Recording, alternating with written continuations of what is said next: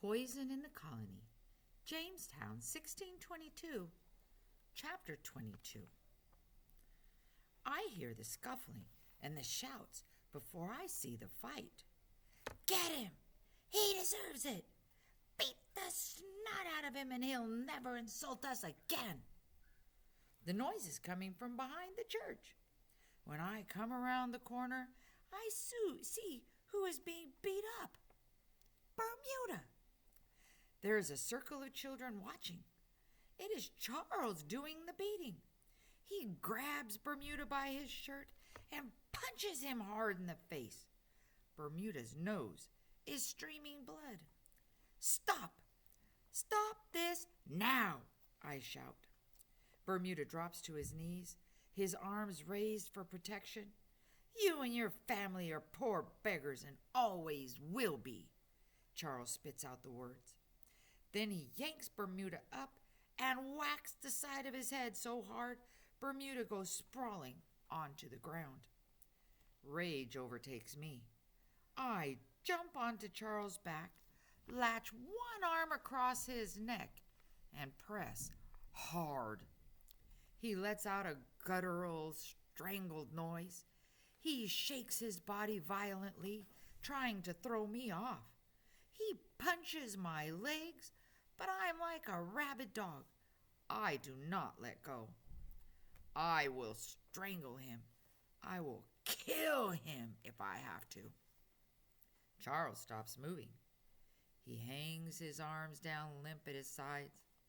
I know this trick all too well. I keep my grip and growl into his ear. You will not treat Bermuda like this again. And if you do, I will see to it that you die of the summer flux. Do you understand? Charles nods slightly. I press harder against the windpipe, unwilling to give him relief. Out of the corner of my eye, I see Bermuda scoot himself outside the circle. I see the other children watching, wide-eyed. Suddenly, Charles throws himself backwards. In one swift motion, I am slammed to the ground. He lands his bulk on top of me, and I hear a snap. Pain shoots through my right arm. I can't breathe. Charles rolls off me and stands. I stagger to my feet. He scowls at me. I will not punch a girl, especially not a witch, he says. Besides, I have everything I need now. He walks away and the children disperse with him. I sit down in the dirt, hanging my head and grasp my throbbing arm. What was I thinking? How could I have been so careless, threatening the summer flux as if I knew how to cast a spell? Bermuda comes over and sits with me. Blood still streams down his face and chin. His shirt is more dirt and blood than white cloth. I'm sorry, Virginia, he says in a small voice. It's not your fault, I say. Why did he call you a witch? Bermuda asks. Do you know how to give someone the summer flux? No, I say in a weak voice. Pain pulses in my arm. It feels as though my world is crashing down around me. I hold my head and begin to cry. Samuel and Angela find us. Oh, no, Samuel says. He crouches down to look at the two of us, bleeding and muddy and miserable. What on earth happened? Angela pulls a clean handkerchief out of her apron pocket and begins to clean Bermuda's face. You lie down. Stop the blood, she orders him. Bermuda does as he is told. It was a fight, he says, his voice muffled behind the handkerchief Angela is holding to his nose. Ah, says Samuel. And who won? I moan. The pain in my arm is making me feel faint. and I don't care who won. We won, says Bermuda brightly. They left. He tries to sit up, but blood trickles out of his nose. So Angela, pushes him down again.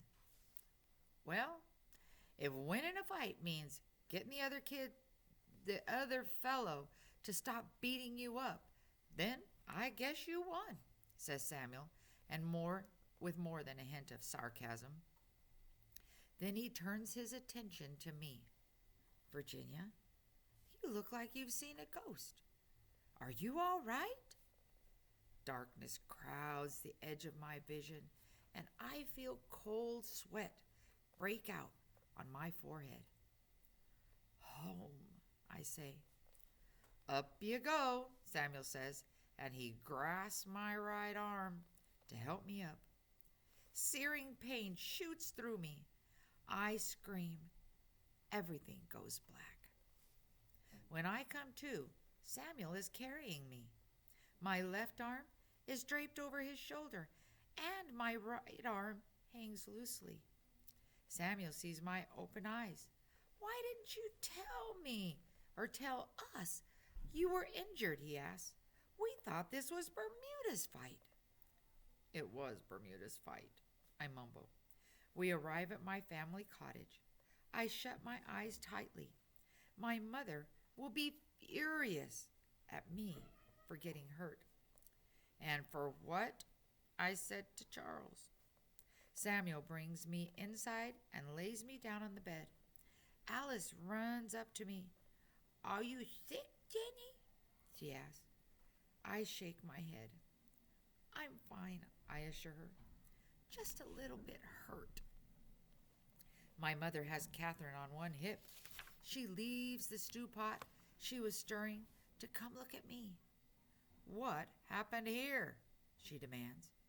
Angela takes Catherine from her. My mother sits on the bed with me and smooths back my hair. I cringe. She will not be so compassionate when she hears about the threat I made. Samuel tells her the story, obviously told to him by Bermuda while I was blacked out. He says Bermuda bragged to Charles and those other sons and daughters of gentlemen that his father was going to be a gentleman now that he and Bermuda's mother were being given land. My eyes grow wide. Bermuda handily started that fight himself. Samuel's story ends with, she was trying to defend him and got herself hurt. I think her arm is broken. My mother clicks her tongue. Well now, while you were out getting into trouble, Bermuda, did you ever think that maybe Virginia has work she has to do? Did you? How am I to manage with two little ones and the cooking and the washing and sewing for the colony without Virginia to help me? Did you think of that when you decided to go bragging? I look through hazy vision at Bermuda. He hangs his head and sniffs. My mother is not finished. The rules are different here, Bermuda. We common folk will be given land. You won't find that in England for sure. But don't go thinking or saying that it makes you any less a commoner. That is what you are, and that is what you will always be. Especially when it comes to their judgment of you. When she says their, it is with a flash of disdain. So what do you expect me to do now, young man? Now that you've gone and gotten my daughter injured, Mum looks as though she'll bore a hole through Bermuda's head with her stare. Even as woozy as I am, I know exactly what my mother is doing.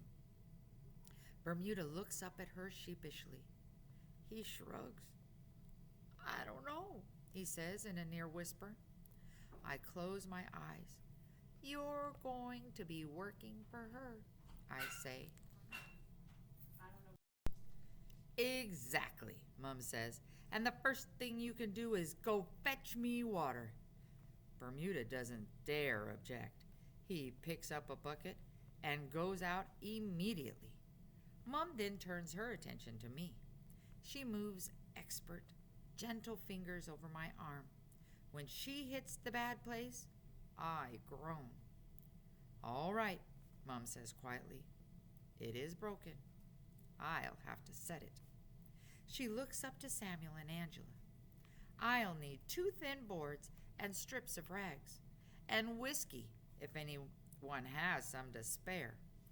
Though there is no wine or whiskey made in the colony, only ale. Sometimes newcomers bring whiskey with them. I wonder what my mother needs it for. Maybe to clean my scratches and scrapes?